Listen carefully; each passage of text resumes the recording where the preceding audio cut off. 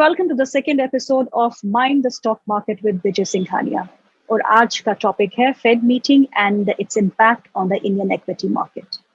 Inflation across the world has been rising. हम सबको पता है कि inflation जो है वो multi-year और के स्तरों पे आ चुकी है. अगर आप यूरोप की बात करें वहाँ पे 40 years high पे है. और आप यूएस की बात करें वहाँ पे भी इन्फ्लेशन जो है 40 साल के उच्चतम स्तरों पे है. इंडिया में इन्फ्लेशन आरबीआई के दायरे से बाहर आ चुकी है, 7% के आसपास आ चुकी है. तो इस इन्फ्लेटिव सिनेरियो में वर्ल्ड के सेंट्रल बैंक्स क्या करेंगे? अभी हमने देखा कि रिसेंटली एक हाइक फेड ने किया, अब और मीटिंग्स आ रही हैं और ये माना जा रहा है इस साल की शुरुआत में, जहाँ पे ये माना जा रहा था कि कोई हाइक इस साल नहीं होगा, लेकिन अब 7 से 8 इंटरेस्ट रेट हाइक्स फेड कर सकती है, ऐसे अनुमान लगाया जा रहा है. और एग्रेसिव रेट हाइक्स हो सकते हैं, 50 से 75 बेसिस पॉइंट के भी हाइक की बात की जा रही है. और अगर इंडियन सिनेरियो की बात करें, हाल ही में रिजर्व बैंक ऑफ इंडिया ने भी रेपो रेट इंक्रीज किया 40 बेसिस पॉइंट से. कैश रिजर्व रेशियो को भी बढ़ा दिया गया है 50 बेसिस पॉइंट से. और अकोमोडेटिव स्टैंड से अब हम आ गए हैं हॉकिश स्टैंड आरबीआई को. तो इस पूरे इंटरेस्ट रेट सिनेरियो का हमारे बाजारों पे क्या इम्पैक्ट पड़ सकता है, इस पे बातचीत करने के लिए हमारे साथ अब जुड़ चुके हैं mister Vijay Singhania, founder and chairman trade smart के. Welcome mister Singhania. Thank you Geetu. Mister Singhania, अब बहुत ही वॉलेटाइल सिनेरियो बन चुका है, चैलेंजेस बहुत सारे हैं. आरबीआई ने इंटरेस्ट रेट हाइक कर दिया है, फेड की बैठकें हो रही हैं और एग्रेसिव रेट हाइक्स की उम्मीद की जा रही है. आपका अप्रोच क्या होगा बाजार को लेकर? आरबीआई ने इंटरेस्ट रेट बढ़ाया, वो अनशेड्यूल्ड था. उन्होंने इमरजेंसी मीटिंग कॉल की एमपीसी की और उसके बाद में उन्होंने इंटरेस्ट रेट बढ़ाया. और ये 40 पॉइंट इंटरेस्ट रेट बढ़ना थोड़ा ज्यादा ही कहलाएगा. एक्चुअली मार्केट को ये लग रहा था कि शायद ये मई एंड में ये 25 बेसिस पॉइंट शायद इंटरेस्ट रेट बढ़े. 40 बेसिस पॉइंट बढ़ाना, उसका सीधा सा मतलब यह है कि RBI is concerned about the liquidity in the market. They want to suck the liquidity from the market. जो ये सीआरआर भी 50 बेसिस पॉइंट किया है, उसका भी ये मतलब है कि मार्केट से थोड़ा लिक्विडिटी सक करना चाहते हैं ये.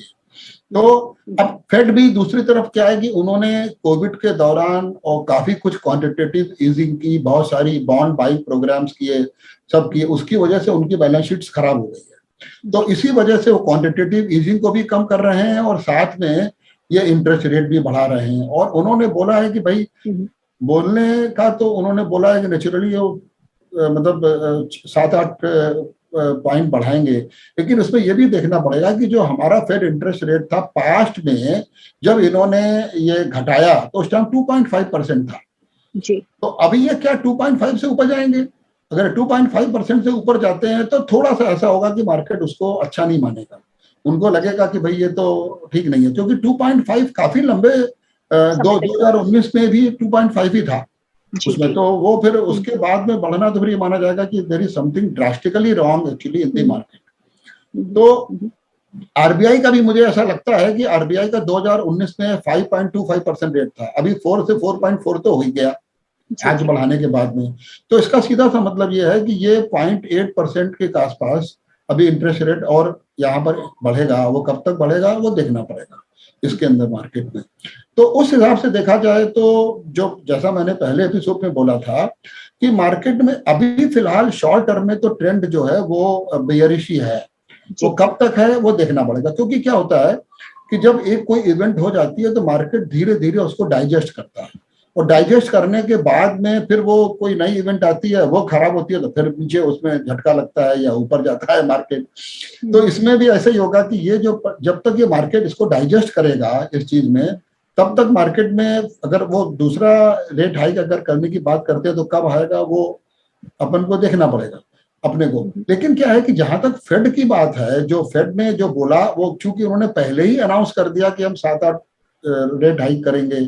आरबीआई गवर्नर ने ऐसा अनाउंस नहीं किया. उन्होंने बल्कि ये बोला है कि हम लोग we will continue the accommodative view about the market, उन्होंने बोला हुआ है. तो अब ये डिपेंड करता है कि ये क्योंकि फेड का अगर बढ़ेगा तो सेलिंग तो आएगी अब आएगी, क्योंकि फिर वो यहाँ से पैसा निकल करके, जैसे मैंने पहले बताया, बॉन्ड मार्केट में जाएगा. दूसरा क्या है कि जो ये इन्फ्लेशन का आपने बोला, inflation is really a concern. और वो किस तरह से है, मैं आपको थोड़ा सा छोटा सा एग्जांपल देता हूँ। मैं 18 साल इंडस्ट्री में रहा और मैंने ये देखा उस टाइम इन्फ्लेशन जो था बहुत हाई रहता था।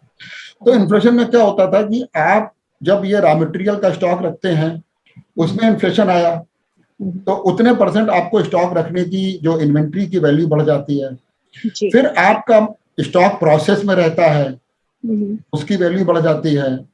फिर उसके बाद में आप फिनिश गुड्स रखते हैं, उस पर भी इन्फ्लेशन का इम्पैक्ट आता है, उसकी वैल्यू भी बढ़ जाती है। फिर देन आप माल जब बेचते हैं तो आप माल बेचने में जो कस्टमर से पैसा वसूल करना होता है, डेटर्स होते हैं, वो भी बढ़ जाते हैं। तो इसका क्या होता है, कंपाउंडिंग इम्पैक्ट ये होता है कि अगर सपोज कीजिए अगर ये जो इन्फ्लेशन है अब हमारा 7% रहा तो कंपनी को 7% का फर्क नहीं पड़ता, कंपनी को करीब करीब ये 21% का उसकी इन्वेंट्री में उसकी लागत बढ़ जाती है। ये बहुत कम लोग इस चीज को समझते हैं। तो इसकी वजह से ये कारपोरेट सेक्टर पे इन्फ्लेशन का बोझ बहुत ज्यादा आता है। पॉजिटिव पॉइंट क्या होता है कि उनका जो स्टॉक्स पहले से रखा हुआ होता है, मतलब उनके पास में रॉ मटेरियल का भी स्टॉक है, फिनिश गुड्स का भी स्टॉक है, स्टॉक इन प्रोसेस भी है, तो वो पुराने भाव का होता है, तो उनको अच्छे भाव मिलते हैं, उनको इन्फ्लेशन, हाँ, उन पे उसको फायदा मिल जाता है। तो ये कई चीजें हैं देखने वाली। अब ये कारपोरेट टू कारपोरेट डिपेंड करता है, कंपनी टू कंपनी डिपेंड करता है, सेक्टर टू सेक्टर डिपेंड करता है। जिस सेक्टर में स्टॉक ज्यादा रखना पड़ता है उनमें ज्यादा फर्क पड़ता है, उसमें प्रॉब्लम ज्यादा आती है। मार्केट में और भी कई नेगेटिव पॉइंट्स हैं, जैसे मार्केट के अंदर अभी अब जैसे ये डेमोक्रेट्स और जो रिपब्लिकन थे, रिपब्लिकन थोड़े से प्रो बिजनेस हैं, डेमोक्रेट्स हैं वो थोड़े से प्रो सोशलिज्म करके हैं। तो ट्रंप ने जैसे जब ये कारपोरेट टैक्सेस कम किए थे काफी तेजी से, तो मार्केट ने उसको बहुत पॉजिटिवली लिया था। अब बाइडेन ने अपने प्रेसिडेंट बनने के साथ साथ में थोड़ा सा उन्होंने हिंट दिया था कि भाई नहीं, कारपोरेट टैक्स को उनको तो कुछ करना पड़ेगा। तो ऐसा कुछ अगर आता है तो आईटी सेक्टर में, टेक्नोलॉजी में भले इसका इम्पैक्ट कम आया, लेकिन जनरल मार्केट में इसका इम्पैक्ट ज्यादा आएगा। वो कुछ ऐसी चीज है जो थोड़ी सी अनफोर्सीन है, उसके बारे में अभी कुछ कोई बोल भी नहीं रहा है, और अगर ऐसा कुछ आता है तो वो ज्यादा गड़बड़ होगा। जहां तक इंडिया का सवाल है, इंडिया में मुझे नहीं लगता है कि कारपोरेट टैक्स रेट में कोई ऐसा, मतलब उसके साथ में कुछ ऐसा किया जाएगा, क्योंकि यहाँ पर न तो ऐसा कोई प्रेशर है और यहाँ पर ग्रोथ कंटिन्यूड है जी। और यहाँ पर भी जो इन्फ्लेशन है, ये सही है कि हमारा इन्फ्लेशन काफी बढ़ गया है, पर ऐसा नहीं है कि इन्फ्लेशन हमारा लास्ट 30 इयर्स का सबसे हाई होकर रखा हो। हमारा ऐसा नहीं है। 2000 देखा जाए तो 13-14 में भी इन्फ्लेशन रेट, 13 के पहले हमारा इन्फ्लेशन हाई होता था जी। तो ये ठीक है कि बाद में ये घट करके 2% आ गया था 2019 में, लेकिन हमारा यूएस की तरह से, यूरोप की तरह से 30-40 इयर्स के हाईएस्ट लेवल पे नहीं है। तो हमें नहीं लगता है कि हमारे यहाँ कारपोरेट टैक्स रेट से कोई ऐसा छेड़छाड़ की गुंजाइश है। मिस्टर सिंघानिया, ये टेपरिंग शब्द का इस्तेमाल ना बहुत किया जाता है। अब फेड इंटरेस्ट रेट बढ़ाएगी और टेपरिंग भी करेगी। ये टेपरिंग होता क्या है और इस टेपरिंग का इम्पैक्ट वर्ल्ड इक्विटी मार्केट्स पे कैसे पड़ता है? टेपरिंग का सीधा सा मतलब ये है कि जो ये मार्केट में जो बॉन्ड बाइंग के प्रोग्राम होते हैं, जो इंसेंटिव्स दे रहे होते हैं, वो धीरे धीरे ये लोग विड्रॉ करते हैं। तो विड्रॉ करने में क्या होता है कि बॉन्ड डील बढ़ती जाती है, और बॉन्ड यील्ड बढ़ने के साथ में, क्योंकि इनके पास बहुत सारे बॉन्ड इकट्ठे हो गए, अब ये क्या करेंगे, वो बॉन्ड को मार्केट में बेचेंगे। मार्केट में बॉन्ड बेचेंगे तो बॉन्ड के रेट कम होंगे, बॉन्ड के रेट कम होंगे तो बॉन्ड यील्ड बढ़ जाएगी, तो bond will become an attractive investment. Okay. और बाहर कंट्रीज में क्या है कि ये जो बॉन्ड का रेट, अगर बॉन्ड की रेट अगर 3-4% के लेवल पर आ जाती है तो उनके लिए बॉन्ड बहुत अट्रैक्टिव हो जाते हैं। मैं आपको एक बड़ा इंटरेस्टिंग एग्जांपल देता हूँ। मैं टोक्यो गया था बीच में, तो मैं वहां पर मुझे इनवाइट किया वहां के सीनियर मैनेजिंग डायरेक्टर ने, तो नोमुरा में गया था वहां पर। तो वहां पर अपना ऑफिस दिखा रहे थे, तो वहां पर एक तरह से क्या बोलते हैं उसे, एक उनका बोर्ड सा लगा हुआ था मार्केटिंग का, उसमें एक कोई लेडी एक कुत्ते के साथ खड़ी थी और उसमें कुछ लिखा था 1.9% रिटर्न समथिंग करके। तो मैंने कहा इसका क्या मतलब है, मुझे समझ में नहीं आया ये क्या है, ये व्हाई दैट लेडीज। तो बोले कि साहब the dog is the best friend of man, और हम लोग जो हैं ये हमारे बॉन्ड, ये मतलब आदमियों के, ये मतलब ये ह्यूमन काइंड के ये बहुत बड़े बहुत अच्छे फ्रेंड हैं, और हम लोग 1.9% रिटर्न देते हैं साहब। तो 1.9% बॉन्ड का रिटर्न को दे वेर बोस्टिंग एक्चुअली कि भाई वो इतना वो कर रहे हैं। तो बॉन्ड भी, बॉन्ड मार्केट, और एक बात मैं आपको और बता दूं, वर्ल्ड वाइड बॉन्ड्स में बॉन्ड डेरिवेटिव्स का जो मार्केट है और ये इंटरेस्ट फ्यूचर वगैरह का मार्केट है, ये इक्विटी से बड़ा है। yes. ये अपने यहाँ ही bond market, retail bond market या कॉर्पोरेट बॉन्ड मार्केट इतना बड़ा नहीं है, लेकिन बाहर कंट्रीज में बॉन्ड मार्केट काफी बड़ा है जी। तो वो जो क्वांटिटेटिव ईजिंग के बाद में जो ये लोग अगर बॉन्ड सेल करना शुरू, क्योंकि उनको अपनी बैलेंस शीट हल्की करनी है जी, तो वो अगर उसे करेंगे तो ये बॉन्ड यील्ड बढ़ जाएगी। बॉन्ड यील्ड बढ़ रही है, इधर इंटरेस्ट रेट बढ़ रहे हैं, तो ये कपल्ड विद क्या होता है कि थोड़ा सा इक्विटी पे जोर तो पड़ता ही है। मैं ये नहीं कह रहा इंडिया में बहुत जोर पड़ेगा, इंडिया में तो जो प्रॉब्लम होगी वो जो FII विड्रॉ कर रही है उसमें ही होगी जी, जी। हाँ, और बाकी जो डोमेस्टिक इंस्टीट्यूशन है उनके पास तो अगर आप डेटा देखेंगी SIP बराबर हो रही है जी, उसमें कोई प्रॉब्लम है नहीं।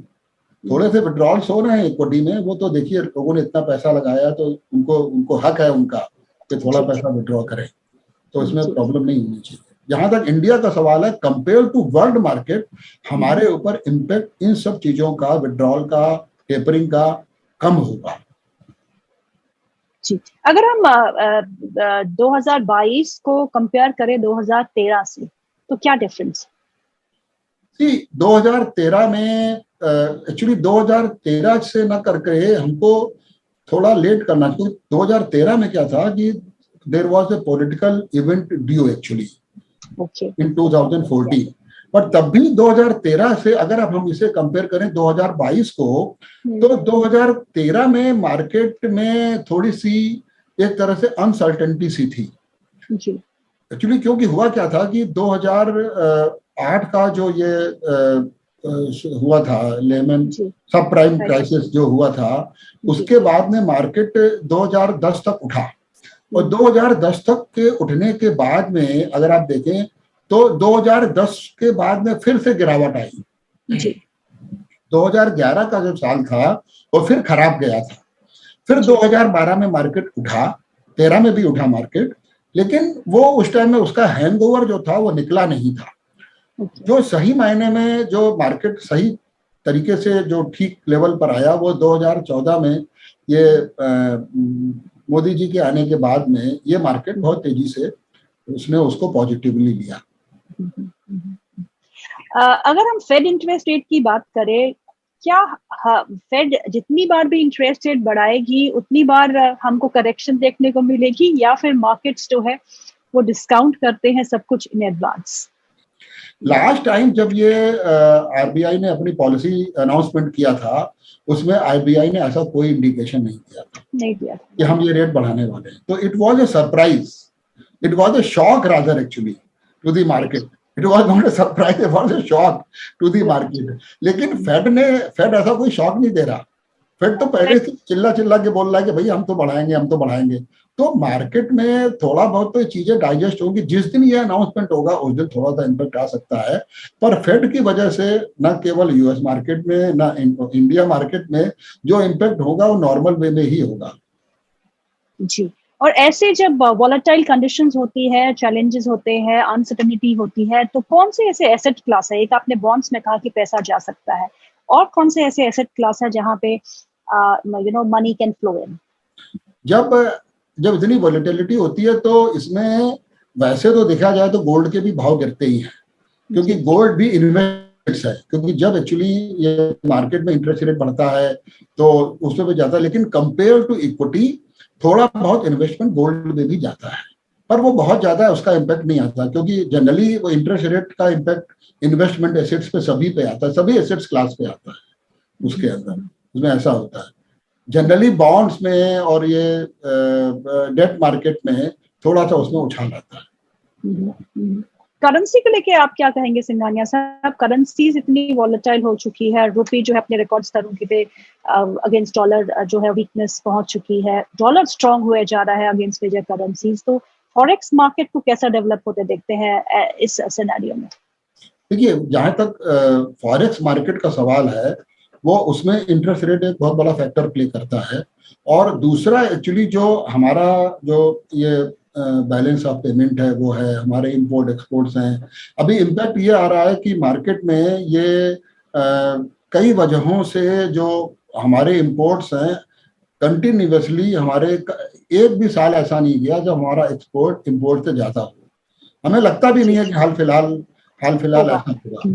तो जब तक ये होता रहेगा, और वर्ल्ड में जो मेजर कंट्रीज हैं उनकी करेंसीज डॉलर से पैक्ड है, देखा जाए, हम कहीं पर भी एक्सपोर्ट करें या कहीं से इंपोर्ट करें, अगर हम से फॉर एग्जांपल चाइना से भी इंपोर्ट करते हैं तो चाइना डायरेक्टली तो नहीं है packed with the US dollar, लेकिन इनडायरेक्टली तो पैक्ड है ही उसके अंदर। तो उसमें क्या होता है कि जहां तक भी फॉरेन करेंसी मार्केट का सवाल है, वो डॉलर उस वजह से ऊपर जाते ही रहता है। अभी इस टाइम में प्रॉब्लम ज्यादा इसलिए हो गई है कि क्रूड के भाव बहुत बढ़ गए, तो हमारा जो इंपोर्ट बिल है वो बहुत ज्यादा बढ़ गया, ये चीज है। सर, एक सवाल जो आता है, इंटरेस्ट रेट जब बढ़ता है तो 3 सेक्टर्स पे मेजर इम्पैक्ट आता है। बैंकिंग तो आपने कहा ही है, रियल एस्टेट एक सेक्टर है जहां पे हमने अब बहुत सालों के बाद एक रिकवरी हमको देखने को मिली है, वहां एक इम्पैक्ट आ सकता है क्योंकि होम लोन आपके महंगे हो सकते हैं। साथ में ही ऑटो, जो कि एक बुरे दौर से गुजर ही रहा था, उसकी भी बिक्री जो है थोड़ा बहुत संभल रही थी, लेकिन अब इंटरेस्ट रेट बढ़ने से, फ्यूल प्राइसेस और क्रूड का दाम बढ़ने से उस पर भी इम्पैक्ट आ सकता है। तो ऐसे सिनेरियो में इन 3 सेक्टर्स पे, बैंकिंग आप कह ही चुके हैं, ऑटो और रियल एस्टेट पे आपका क्या व्यू होगा? देखिए, रियल एस्टेट में तो क्योंकि क्या है कि इंटरेस्ट रेट अभी बहुत अच्छे हो गए थे, अट्रैक्टिव हो गए थे और काफी इंक्वायरीज आनी शुरू हो गई थी। अब हो क्या गया है कि अब लोगों को ये नहीं पता है कि एक्चुअली आरबीआई कितना बढ़ाएगा। आज जिस तरह से इन्होंने शॉक दिया, फ्रैंकली स्पीकिंग, इनको ऐसा करना चाहिए था कि 2-3 दिन की मीटिंग करते और उसमें थोड़ा सा इंडिकेशन देते तो मार्केट थोड़ा थोड़ा धीरे धीरे डाइजेस्ट करता जाता। अभी इसकी वजह से हो क्या रहा है कि मुझे लोग और भी पूछ रहे हैं कि भाई रियल एस्टेट में तो उसका बड़ा बुरा असर पड़ेगा, क्योंकि इसमें एक चक्कर और हुआ है। ये जो रशिया और यूक्रेन की वार की वजह से जो ये मटेरियल्स हैं, कंस्ट्रक्शन मटेरियल्स हैं, उनके प्राइसेस बहुत बढ़ गए हैं। तो एक तरफ तो उधर वहां कंस्ट्रक्शन मटेरियल की प्राइसेस बढ़ गई और दूसरी ओर जो है ये इंटरेस्ट रेट बढ़ गया। तो अभी बिल्डर को न चाहते हुए भी प्राइसेस तो थोड़े से बढ़ाने ही पड़ेंगे।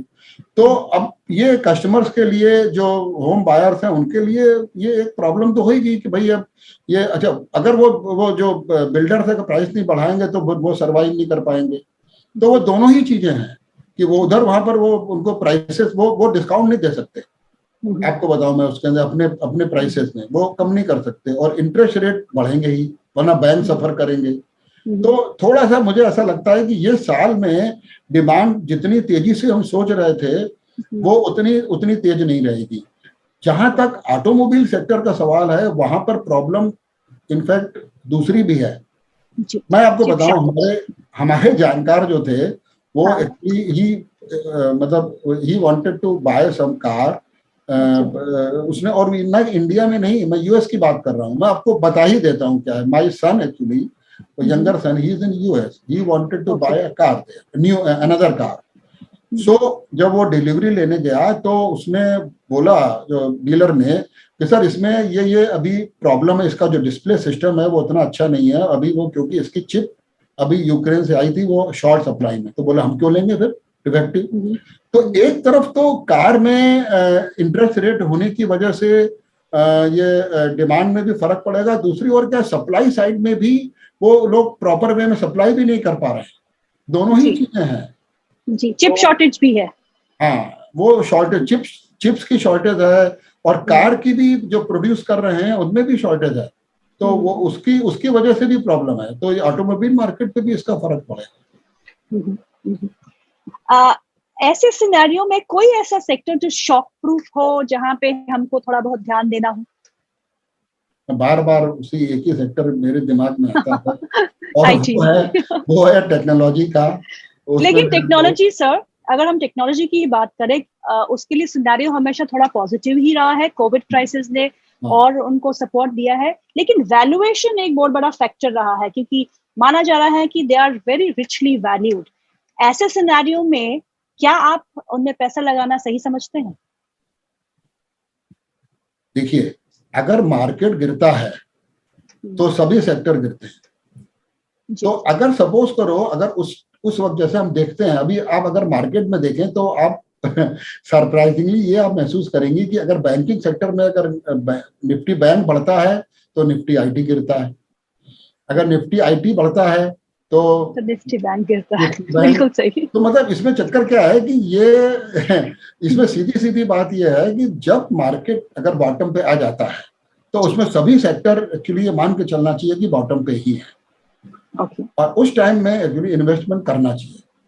और जैसा सब लोग बोलते हैं कि we should not put actually all eggs in one basket करके जो है, तो थोड़ा बहुत तो करना ही चाहिए। Thank you mister Singhania for your time. अगले एपिसोड में हम बात करेंगे कि मार्केट्स वोलेटाइल क्यों होते हैं, और अगर वोलेटाइल मार्केट्स में हमको किन किन बातों का ध्यान रखना चाहिए इन्वेस्टमेंट से पहले। Thank you so much. Thank you so much.